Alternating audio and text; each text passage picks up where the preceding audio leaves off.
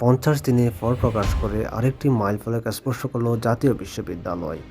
এমন তথ্যটি জানালেন জাতীয় বিশ্ববিদ্যালয়ের উপাচার্য এএসএম আমানুল্লাহ ফেরদৌস। গত 18 ডিসেম্বর 2025 ডিগ্রি তৃতীয় বর্ষে ফলাফল প্রকাশের পর তিনি ফেসবুক পোস্টের মাধ্যমে জানান এই তথ্যটি। জাতীয় বিশ্ববিদ্যালয় প্রায় 2 লক্ষ ডিগ্রি পাস কোর্স পরীক্ষার্থীর ফল প্রকাশ করেছে 50 দিনে। এটি জাতীয় বিশ্ববিদ্যালয়ের জন্য অনন্য রেকর্ড বলে তিনি অভিহিত করেন। তিনি আরও লিখেন, জাতীয় বিশ্ববিদ্যালয় এখন থেকে বাইরের একটি দেশের কারিগরি সহায়তায় 2 থেকে 3 সপ্তাহের মধ্যে ফলাফল প্রকাশের উদ্যোগ গ্রহণ করেছে। সম্প্রতি জাতীয় বিশ্ববিদ্যালয়ের ভিসি ব্রিটেন সফর করেন। তিনি ইউনিভার্সিটি অক্সফোর্ড প্রেস এবং একিউ-এর সাথে জাতীয় বিশ্ববিদ্যালয়ের ফলাফল, আধুনিক শিক্ষা, প্রশিক্ষণ ইত্যাদি বিষয় নিয়ে কাজ করার ব্যাপারে আলোচনা করেন।